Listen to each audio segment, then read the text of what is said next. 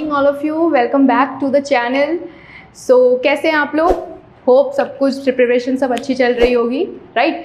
Okay, सो आज जो मैंने टॉपिक चूज़ किया आप लोगों के साथ डिस्कस करने के लिए, that is one of the very most important topic and NEET point of view से 2024 के पेपर को अगर आप एनालाइज करो तो कुछ क्वेश्चंस वहाँ से हर साल पिक होते हैं। तो मैंने सोचा आज कुछ ऐसा टॉपिक डिस्कस करते हैं जहाँ से नीट कभी भी एक क्वेश्चन नहीं छोड़ता, that is biotechnology. Okay, biotechnology as you know, आपने अपनी एनसीईआरटी देखी होगी। बायोटेक्नोलॉजी में दो चैप्टर हैं, एक है प्रिंसिपल प्रोसेस और एक है application. That means first chapter में पहले आप पढ़ोगे क्या प्रिंसिपल्स हैं, क्या बेसिक है, व्हाट इज़ बायोटेक्नोलॉजी, क्या टूल्स होते हैं, एंड देन सेकेंड चैप्टर में उसकी एप्लीकेशंस अप्लाई करोगे। एप्लीकेशंस मतलब वर्ल्ड वाइड बायोटेक्नोलॉजी को कैसे यूज़ किया जाता है, राइट? ओके, सो ज़रा सा आपको मैं वेटेज की बात थोड़ी सी डिस्कस कर दूं तो बायोटेक्नोलॉजी एज यू नो दो चैप्टर हैं। अगर एवरी ईयर देखें तो एवरी ईयर दोनों चैप्टर को मिला करके 3 क्वेश्चंस एनटीए पिक करता है एवरी ईयर। 2024 में भी कुछ ऐसा ही सीन था, राइट? अब 3 क्वेश्चन के हिसाब से अगर मैं मार्क्स बताऊं तो कितना हो गया? 12 marks, right? Because 1 question carry 4 marks. That means 12 marks को पक्के करने के लिए इस चैप्टर के ऊपर ग्रिप कैसे बनाना है आज थोड़ा सा वहाँ डिस्कस करेंगे, राइट? अगर आप अपनी एनसीईआरटी देखो ना तो जो फर्स्ट चैप्टर है बहुत हौच पौच कर रखा है सीबीएसई ने, उसमें बहुत ज़्यादा चीज़ें पहले कुछ बताई हैं, बाद में दूसरी चीज़ बताई है। फिर हम लोग सोचते हैं यार ये तो पहले भी पढ़ा जा सकता था। तो थोड़ा सा आज सीक्वेंस वाइज लेकर के चलेंगे, ठीक है? थोड़ा बेसिक देते हैं इस चैप्टर के लिए। पहले बायोटेक्नोलॉजी वर्ड बहुत इंटरेस्टिंग लगता है। इसको 2 पार्ट में ब्रेक करो तो एक से निकलता है बायोलॉजी और एक से टेक्नोलॉजी। मतलब मैथ्स को और इंजीनियरिंग को और अपने बायोलॉजी को सब मिक्स करने वाले हैं यहाँ पे। एंड बायोटेक्नोलॉजी अपने आप में एक बहुत इंटरेस्टिंग फील्ड, बहुत इंटरेस्टिंग टॉपिक।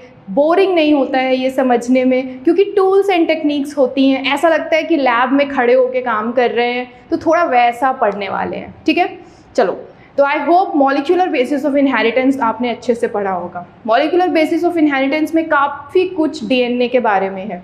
जैसे कि कहते हैं DNA is the genetic material, ठीक? डीएनए का स्ट्रक्चर पढ़ा हमने, डिस्टेंस के बारे में पढ़ा, बेस पेयर के बारे में पढ़ा। हमने पढ़ा कि डीएनए पे नाइट्रोजनस बेसिस हैं, शुगर है, फॉस्फेट है। नाइट्रोजनस बेसिस के बारे में आप क्या क्या जानते हो थोड़ा सा कमेंट बॉक्स में लिख के बताना मुझे। नाइट्रोजनस बेसिस 2 टाइप्स के होते हैं, ठीक है? एक प्यूरिन, एक पाइरिमिडीन। मैं यहाँ लिख नहीं रही हूँ बिकॉज वो चैप्टर आप लोग कर चुके हो। Purine and pyrimidine. अब प्यूरिन में 2 नाइट्रोजनस बेसिस आते हैं, एडेनिन और ग्वानिन, और पाइरिमिडीन में थायमिन, साइटोसिन और यूरेसिल, ठीक? अब मॉलिक्यूलर बेसिस ऑफ इनहेरिटेंस हमें बताता है जेनेटिक कोड के बारे में। जेनेटिक कोड जिसमें द फेमस हरगोबिंद खुराना का नाम आता है। उन्होंने बोला कि codon are triplets, 4 nitrogenous bases होते हैं। फिर आपको एक कोड बना करके दिया, कुछ प्रॉपर्टीज़ दी जेनेटिक कोड की, और हमें बोला गया कि हमारी बॉडी में कुछ जेनेटिक कोड ऐसे होते हैं जो आपकी बॉडी का फिजिकल कैरेक्टर डिसाइड करते हैं, राइट? फिजिकल कैरेक्टर से मेरा क्या कहना है? सपोज अगर किसी के हेयर ब्लैक है, आईज ब्राउन है, स्किन का कलर वाइट है, दैट मीन्स उसका जेनेटिक कोड उस तरीके से है। हम सब आपस में सेम हैं, वी आर 99.9% सेम, बस 0.1% का डिफरेंस है। वो 0.1% क्या है? आपका जेनेटिक कोड। उसी जेनेटिक कोड के बारे में बायोटेक्नोलॉजी बताता है। बायोटेक्नोलॉजी कहता है कि अगर आपकी बॉडी में नेचुरली जेनेटिक कोड एग्जिस्ट करता है तो क्या हम उसको लैब में आर्टिफिशियली अपने हिसाब से उसको टर्न ऑन कर सकते हैं? अब आर्टिफिशियली का मतलब क्या है? अब आप लोग सोचोगे सेल तो नेचुरल होता है, सेल के न्यूक्लियस नेचुरल है, न्यूक्लियस के अंदर डीएनए नेचुरल है। बिल्कुल सही बात है, लेकिन हम उस डीएनए को आइसोलेट करके उसके सीक्वेंस को स्टडी करके उसमें कुछ उसका सीक्वेंस भी तो चेंज कर सकते हैं। That is biotechnology. सी कितना इंटरेस्टिंग है। कंसेप्ट रटने वाला सब्जेक्ट भी नहीं है ना, चैप्टर है, कंसेप्शनल है, ठीक? अब NEET of point of view से मार्क्स मैंने आपको बताए। मार्क्स के अकॉर्डिंग अगर मैं कुछ टॉपिक्स बता दूं चैप्टर से, और मैं कौन सा आज चैप्टर चूज करने वाली हूँ? First chapter, that is principle and process, ठीक? अब फर्स्ट चैप्टर के हिसाब से इस 12 मार्क्स में कौन कौन से टॉपिक हैं जिसको छोड़ ही नहीं सकते? कौन सा है? एक तो है, आ जाएगा आपका रिस्ट्रिक्शन एंजाइम। अब रिस्ट्रिक्शन एंजाइम आप लोगों ने थोड़ा बहुत मॉलिक्यूलर बेसिस में पढ़ा होगा, डीएनए हेलिकेज के बारे में, जो हाइड्रोजन बॉन्ड को कट करता है। ठीक वही रिस्ट्रिक्शन एंजाइम यहाँ पे है जो मेरे डीएनए को कट करेगा। तो रिस्ट्रिक्शन एंजाइम के बारे में चाहे एंजाइम का नाम हो चाहे उसकी प्रॉपर्टी हो, स्किप नहीं कर सकते। दूसरा आ जाता है इसका वेक्टर। वेक्टर से मेरा क्या लेना देना है, प्लाज्मिड के बारे में। और एनसीईआरटी कौन से प्लाज्मिड के बारे में बात करती है, PBr322। इसका स्ट्रक्चर, इसकी प्रॉपर्टी बिल्कुल भी स्किप नहीं कर सकते। और क्या नहीं स्किप कर सकते इस चैप्टर से, टेक्निक्स नहीं स्किप कर सकते। जैसे सबसे one of the most important technique gel electrophoresis. उसके बाद आपका आ जाता है डीएनए आइसोलेशन, एंड लास्ट में आता है आपका PCR, पॉलीमरेज चेन रिएक्शन। तो ये कुछ चैप्टर के ऐसे इंपॉर्टेंट टॉपिक्स हैं जिसको स्किप नहीं कर सकते। बच्चे बोलते हैं कि मैम अगर इस वाले टॉपिक को छोड़ देंगे तो चलेगा। बिल्कुल, एक होती है स्मार्ट स्टडी, एक होती है हार्डवर्क वाली स्टडी। हार्डवर्क सब करते हैं, हमें कौन सी करनी है, स्मार्ट स्टडी। तो स्मार्ट स्टडी का मतलब क्या होता है, ऐसे टॉपिक्स को स्किप नहीं करना है जहाँ से ऑलवेज क्वेश्चन उठता है। तो फर्स्ट चैप्टर में से कौन सा टॉपिक, रिस्ट्रिक्शन एंजाइम के बारे में, प्लाज्मिड के बारे में, जेल इलेक्ट्रोफोरेसिस के बारे में, डीएनए आइसोलेशन के बारे में और PCR के बारे में। और उसके साथ साथ अब बायो है तो साइंटिस्ट को छोड़ नहीं सकते, साइंटिस्ट का नेम भी लेके चलना पड़ेगा।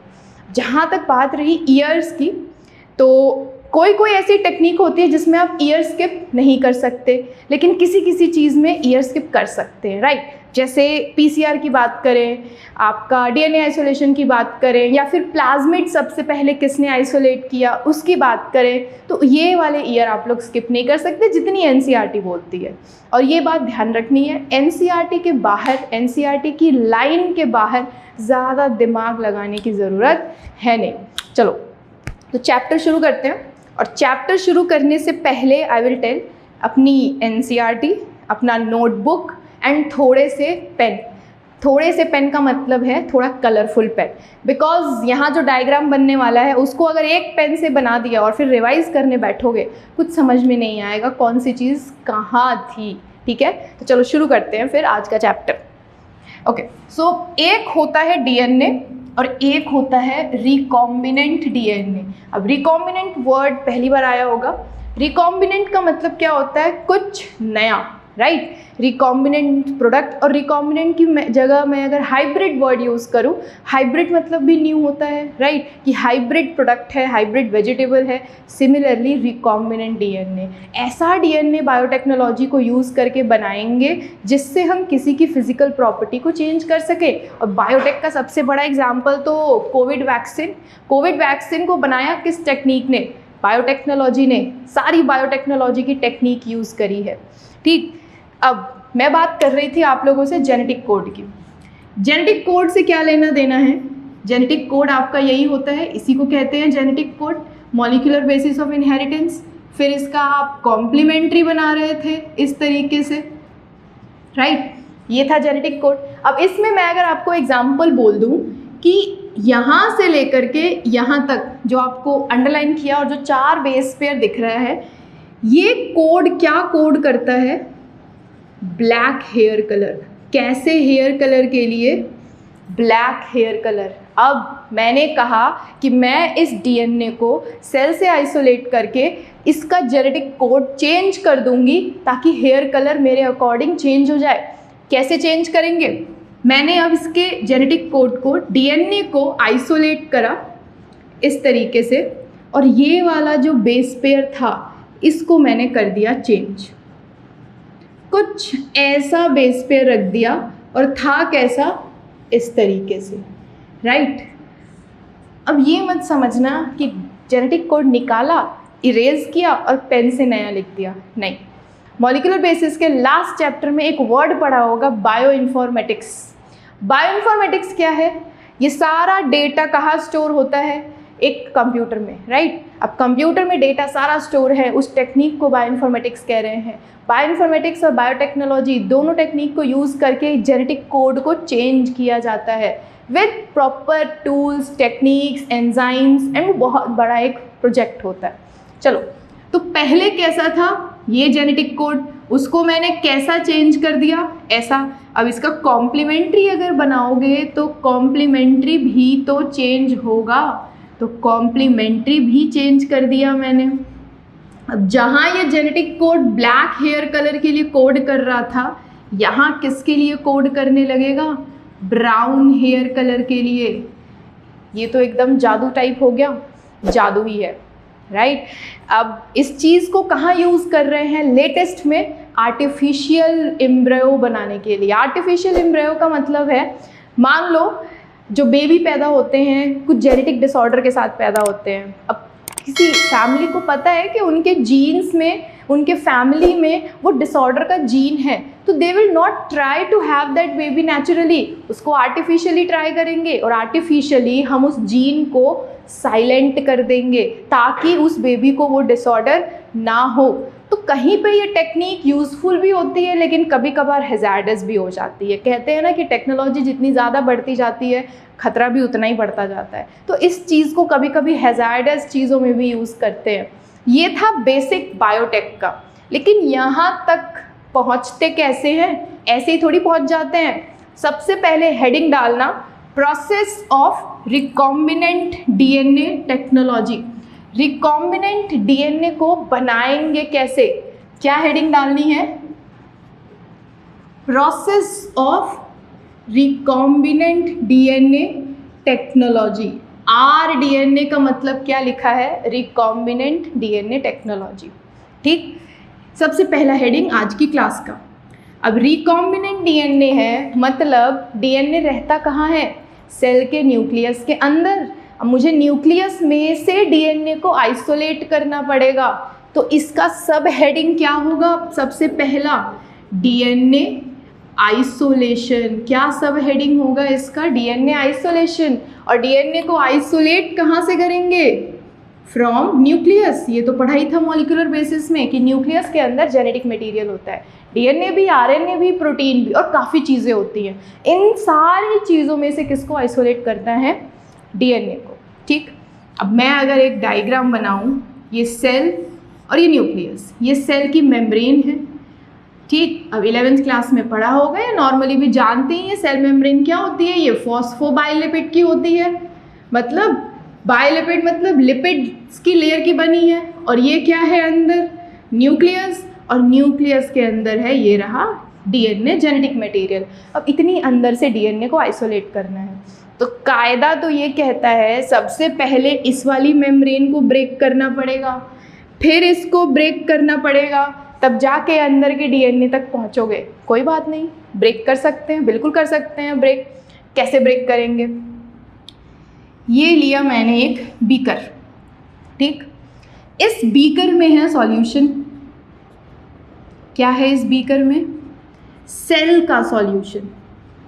ठीक, अब सपोज करो, मैं सारी चीज़ें एक साथ मिक्स कर देती हूँ। सपोज करो मेरे को बैक्टीरिया में से डीएनए आइसोलेट करना है। किस में से, बैक्टीरिया में से भी हो सकता है, फंगस में से भी हो सकता है, एनिमल सेल में से भी हो सकता है, और आपका प्लांट सेल में से भी हो सकता है। बिल्कुल हो सकता है ना, कहीं से भी डीएनए, सबके पास जेनेटिक मटेरियल होता है। बिना जेनेटिक मटेरियल के तो किसी की फिजिकल प्रॉपर्टी डिसाइड नहीं होती, तो सब में से डीएनए को आइसोलेट बिल्कुल कर सकते हो।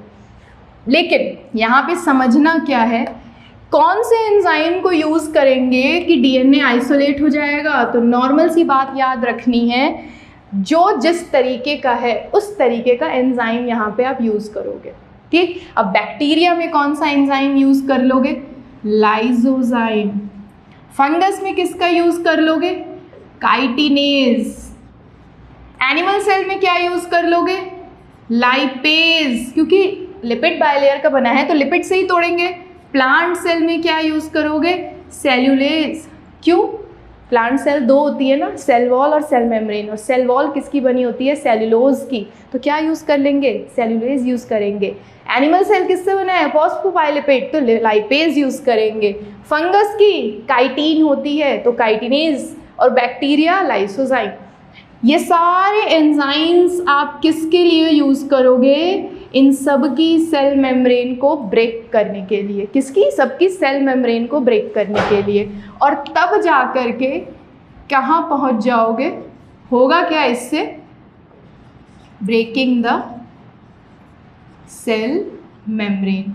अभी सिर्फ सेल मेम्ब्रेन टूटी है, अभी न्यूक्लियस की मेम्ब्रेन बची है। तो न्यूक्लियस की मेम्ब्रेन तक पहुंचने के लिए इसके बाद मैं क्या डालूंगी, न्यूक्लियस। क्या डालूंगी, न्यूक्लियस। अब मैं न्यूक्लियस तक पहुंच गई, लेकिन न्यूक्लियस में है क्या क्या, डीएनए भी है, आरएनए भी है और प्रोटीन भी है। अब यहाँ पे गड़बड़ हो गई, इतनी सारी चीज़ें चाहिए, क्या, डीएनए, मतलब बाकी चीज़ों को हटाना पड़ेगा। कैसे हटाओगे, फिर वही लॉजिक, जो चीज़ जिस चीज़ की बनी हुई है उसके ऊपर वैसा एंजाइम यूज़ कर दो। आरएनए को हटाने के लिए मैं क्या यूज़ करूँगी, आरएनएज, और प्रोटीन को हटाने के लिए प्रोटीएज। आरएनए ख़त्म कर दिया, प्रोटीन ख़त्म कर दिया, बचा कौन, डीएनए। कर दिया डीएनए को आइसोलेट न्यूक्लियस के अंदर से। अब मुझे तो पतला सा थ्रेड मिल गया डीएनए का, ठीक। लेकिन अभी भी दिक्कत क्या है, जब आप टेस्ट ट्यूब देखोगे ना, टेस्ट ट्यूब जब लैब में देखोगे, ये डीएनए आरएनए ये सब ऐसा लिक्विड फॉर्म में दिखेगा। अभी तक पता ही नहीं लग रहा है कि डीएनए है कहाँ, ये सब ऐसा लिक्विड फॉर्म में। और इस लिक्विड फॉर्म में सारी चीज़ें मिक्स हैं, डीएनए भी है, आरएनए भी है, प्रोटीन भी है। हालांकि एंजाइम तो मैंने यूज़ कर दिया, आरएनएज और प्रोटीएज, लेकिन अभी भी सारी चीज़ें लिक्विड फॉर्म में है। अब इसके बाद क्या स्टेप करोगे आप, इसके अंदर डालोगे चिल्ड इथेनॉल और उसके साथ साथ क्या डाल दोगे, सॉल्ट। लास्ट स्टेप इस एक्सपेरिमेंट का क्या क्या डाला, चिल्ड इथेनॉल और सॉल्ट। रीज़न होगा, बिल्कुल रीज़न है, बिना रीज़न के डाला ही नहीं होगा ये सारी चीज़ें। तो चिल्ड इथेनॉल का रीज़न क्या है, इस पूरे चीज़ में से मुझे चाहिए डीएनए। अब मुझे चाहिए कि मैं पानी को अलग करूं और डीएनए को अलग करूं। तो चिल्ड इथेनॉल ये काम करेगा, क्या करेगा, ये प्रेसिपिटेट आउट डीएनए। क्या कर देगा, प्रेसिपिटेट आउट डीएनए, पानी अलग डीएनए अलग। अब जैसे ही आप फिर टेस्ट ट्यूब देखोगे, इस टेस्ट ट्यूब में ऐसे थ्रेड जैसा ऊपर की तरफ डीएनए आ जाएगा और नीचे की तरफ पूरा वो सॉल्यूशन। ये मुझे मिल गया डीएनए ऊपर थ्रेड की तरफ फ्लोट करता हुआ। किसकी वजह से मिला, चिल्ड इथेनॉल। सॉल्ट का क्या काम है, सॉल्ट का काम है भाई, डीएनए के ऊपर चार्ज कैसा है, नेगेटिव, क्योंकि उसकी बैकबोन किसकी बनी है, शुगर फॉस्फेट, और फॉस्फेट की वजह से बेचारे को नेगेटिव चार्ज मिल जाता है। अब पता लगे कहीं चार्ज की वजह से कोई रिएक्शन हो जाए और मेरा डीएनए आइसोलेट ना हो, तो उस चार्ज को न्यूट्रलाइज कौन करता है, सॉल्ट। कौन न्यूट्रलाइज करेगा, सॉल्ट, ताकि मेरा डीएनए शांति से बिना किसी भसड़ के मिल जाए। अब डीएनए टेस्ट ट्यूब के ऊपर बिल्कुल एक थ्रेड जैसा फ्लोट करता हुआ मिल गया मुझे, लेकिन ऐसा तो नहीं है ना कि बिल्कुल ही दिखा और हाथ डाल के निकाल लिया उसको। अभी भी एक लास्ट स्टेप बचता है।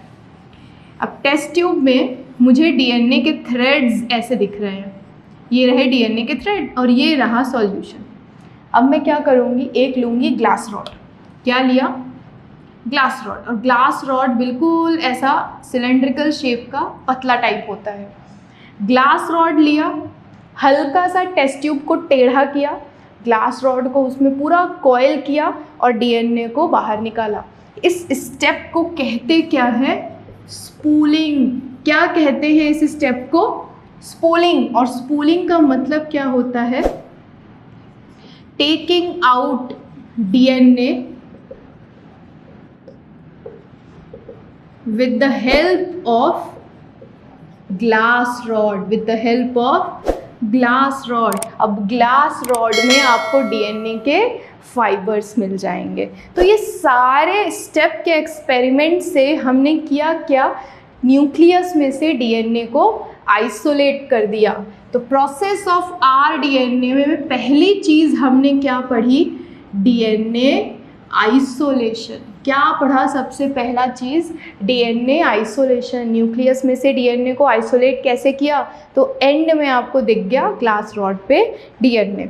अब डीएनए को किसी भी चीज़ में से आइसोलेट कर सकते हो, लाइक बनाना में से कर सकते हो, प्लांट सेल में से कर सकते हो, किसी चीज़ में से भी कर सकते हो। सो होप आप लोगों ने ये चीज़ नोट डाउन कर ली होगी। वीडियो पॉज करके भी थोड़ा सा देख सकते हो कैसे लिखा है, क्या लिखा है। एंड यहाँ पे मैंने काफ़ी कुछ शॉर्ट रखा है, right, because I want you guys to थोड़ा एनसीईआरटी पढ़ो और यहाँ से थोड़ा नोट्स देखो। और शॉर्ट नोट्स बनाने की थोड़ी बहुत आदत भी होनी चाहिए, राइट। अब पैराग्राफ में लिखोगे तो फिर कैसे काम चलेगा। यहाँ पे वो चीज़ें मेंशन्ड हैं जो चीज़ ज़रूरी है जानना, सारी चीज़ें ज़रूरी नहीं होती है। अब डीएनए आइसोलेट करने के बाद फटाफट से एक चीज़ बता दो, डीएनए की लेंथ कितनी होती है टोटल? क्योंकि भाई देखो, मॉलिक्यूलर बेसिस पढ़ चुके हो तो इतना तो आंसर एक्सपेक्ट कर सकते हो। डीएनए की लेंथ कितनी होती है? अप्रॉक्स में ही बता दो, लेंथ कितनी होती है इसकी? Approx 2.2 metre. कितनी लेंथ है? Approx 2.2 metre. काफ़ी चीज़ें पढ़ी होंगी, डायमीटर पढ़ा होगा, डिस्टेंस बिटवीन बेस पेयर पढ़ा होगा, लेंथ ऑफ डीएनए पढ़ा होगा, एक लूप ऑफ हेलिक्स में कितने बेस पेयर होते हैं ये पढ़ा होगा, एक लूप ऑफ हेलिक्स कितना टर्न लेता है डिग्री, ये सारी चीज़ें प्रॉपर्टी। तो वहीं से तो क्वेश्चन पूछा है, थोड़ा बहुत पीछे का रिवाइज करते रहो भाई। तो लेंथ कितना है? 2.2 मीटर। अब इतने बड़े डीएनए को मैंने आइसोलेट तो कर लिया इतनी मेहनत से, लेकिन मेरे को ज़रूरत ही नहीं है इतने लंबे डीएनए की। ये 2.2 लंबा सा ये डीएनए करूँगी क्या इसका मैं, इतने लंबे डीएनए का? ठीक, तो अपना काम आसान करने के लिए क्या करते हैं हम, इसको छोटे छोटे पीसेज में ब्रेक करते हैं। किस में? छोटे छोटे पीसेज में। तो ये रहा डीएनए और इसमें आप क्या डाल दोगे? Add restriction enzyme. क्या डाल दोगे इसमें? Restriction enzyme. रिस्ट्रिक्शन एंजाइम होता क्या है? आपकी बायोटेक्नोलॉजी में रिस्ट्रिक्शन एंजाइम को कहते हैं मॉलिक्यूलर सीजर्स। क्या कहते हैं? Molecular scissor. और सीजर का मतलब ही होता है कट करना। तो ये डीएनए को क्या करेगा? ये कर देगा इस तरीके से छोटे छोटे पीसेस में कट। क्या कर दिया? छोटे छोटे पीसेस में इसको कट कर दिया, बिकॉज इतने बड़े डीएनए से फिर काम बहुत ज़्यादा डिफिकल्ट हो जाएगा। तो इसको कर दिया छोटे छोटे पीसेस में कट। अब ये छोटे पीसेस में से भी अब यहाँ पे दिक्कत ये है, ज़रूरी नहीं है रिस्ट्रिक्शन एंजाइम ने अपना काम किया ही होगा या कट किया ही होगा। तो इस चीज़ को अश्योर करने के लिए नेक्स्ट टेक्निक या कह सकते हो प्रोसेस ऑफ आरडीएनए टेक्नोलॉजी में नेक्स्ट स्टेप की तरफ बढ़ेंगे। उस टेक्निक का नाम है जेल इलेक्ट्रोफोरेसिस। टेक्निक मुझे बहुत इंटरेस्टिंग लगती है ये, और काम की भी है, बहुत ज़्यादा काम की है। यहाँ पे बोला क्या गया है? लेंथ है 2.2 मीटर लंबा। इस लेंथ को छोटे छोटे पीस में ब्रेक किसने किया? रिस्ट्रिक्शन एंजाइम ने। लेकिन अब मुझे जानना है कि रिस्ट्रिक्शन एंजाइम ने अपना काम किया भी कि नहीं किया। तो उस चीज़ को जानने के लिए कौन सी टेक्निक की तरफ बढ़ेंगे? Gel electrophoresis. जो बच्चे स्कूल में होंगे, किसी किसी के स्कूल में ये मशीन होती भी है एंड काफ़ी स्कूल में डीएनए आइसोलेशन करवाया भी जाता है। जेल इलेक्ट्रोफोरेसिस एक रेक्टेंगुलर ट्रे होती है, ठीक, काफ़ी मटेरियल यूज़ होता है जेल इलेक्ट्रोफोरेसिस में। उसको हम इलेक्ट्रोफोरेसिस ट्रे भी कहते हैं। इलेक्ट्रिक फील्ड यूज़ करना पड़ता है एंड पहले तो सेटअप तैयार करना पड़ता है जेल इलेक्ट्रोफोरेसिस के लिए, ठीक। नेक्स्ट डीएनए आइसोलेशन के बाद जो सेकेंड स्टेप आप डालोगे, पहला तो डीएनए आइसोलेशन था और सेकेंड स्टेप आप डालोगे जेल इलेक्ट्रोफोरेसिस। क्या डालोगे? Gel electrophoresis. अब जेल इलेक्ट्रोफोरेसिस में पहले तो ये बात जानो, जेल हम किसके लिए यूज़ करते हैं? क्या वर्ड यूज़ होता है इसमें? एगरोज। क्या यूज़ करते हैं? एगरोज जेल, ठीक। इलेक्ट्रोफोरेसिस का मतलब क्या है? किसके प्रेजेंस में आप डीएनए के फ्रेगमेंट्स को अलग करोगे? इलेक्ट्रिक फील्ड के प्रेजेंस में। और क्या जानना है? जेल इलेक्ट्रोफोरेसिस करता क्या है? Separate DNA fragments according to its size. DNA fragments को किसके अकॉर्डिंग ब्रेक करता है? उसके साइज के अकॉर्डिंग ब्रेक करता है। काफ़ी बच्चे कंफ्यूज रहते हैं कि चार्ज पे अलग करता है कि साइज पे। तो साइज पे अलग करेगा ना, क्योंकि मैंने पहले ही बोला कि डिस्ट्रिक्शन एंजाइम ने कट तो कर दिया, लेकिन कौन सी चीज़ कट हुई है, कौन सी चीज़ कट नहीं हुई है, कितना बड़ा फ्रेगमेंट है, कितना छोटा फ्रेगमेंट है, उसको साइज के अकॉर्डिंग सेपरेट करता है। याद रखना है एमसीक्यू क्वेश्चन कि जेल इलेक्ट्रोफोरेसिस किस प्रिंसिपल पे वर्क करता है या फिर किस बेसिस पे डीएनए फ्रेगमेंट्स को सेपरेट करता है? That is on the base of its size. ठीक, अब जेल इलेक्ट्रोफोरेसिस में सबसे पहले तो जेल कौन सा यूज़ कर रहे हो आप? Agarose jail. कौन सा जेल यूज़ कर रहे हो? Agarose jail. एगरोज जेल की प्रॉपर्टी होती है ये पॉलीमराइज होता है। क्या शो करता है ये? पॉलीमराइजेशन। क्या शो करता है? पॉलीमराइजेशन। पॉलीमराइजेशन का क्या मतलब होता है? पॉलीमर्स बनाता है ये। और इसकी एक्टिविटी कैसी होती है? ये act like sieving. Act like sieving. Sieving का मतलब छन्नी। क्या छानना है भाई? चाय थोड़ी छाननी है। छानना इन द सेंस उसको साइज के अकॉर्डिंग सेपरेट करना है। अब जो बड़ा वाला डीएनए फ्रेगमेंट होगा वो उसमें साइज के अकॉर्डिंग फंस जाएगा और छोटा वाला डीएनए फ्रेगमेंट पूरा ट्रैवल करता हुआ मुझे रिजल्ट दे देगा। ठीक, एगरोज जेल को कहाँ से लेते हैं? आर्टिफिशियली नहीं बनाया जाता, नेचुरली एक्सट्रैक्ट करते हैं इसको। तो कहाँ से एक्सट्रैक्ट करते हैं भाई? रेड एल्गी से एक्सट्रैक्ट करते हैं। कहाँ से? रेड एल्गी से एक्सट्रैक्ट करते हैं। और रेड एल्गी में भी प्लांट किंगडम में पढ़ा होगा, दो तरीके के थे रेड एल्गी, जेलिडियम और जेरिडिया। दो तरीके की रेड एल्गी थी। तो यहाँ से एगरोज जेल को क्या किया है? आइसोलेट। अब एगरोज जेल काम कैसे करता है? जैसे चॉकलेट होती है, अब चॉकलेट को मेल्ट कैसे करते हो? लाइक आपने उसको रखा टेम्परेचर के बाहर तो वो हो जाएगा मेल्ट, वापस से फ्रिज में डालोगे तो वापस अपनी शेप पकड़ लेगा। ठीक, तो एगरोज जेल तक यहाँ तक रोकते हैं, फिर नेक्स्ट पार्ट में मिलेंगे और इस टेक्निक को पूरा कंप्लीट करेंगे। Okay, thank you.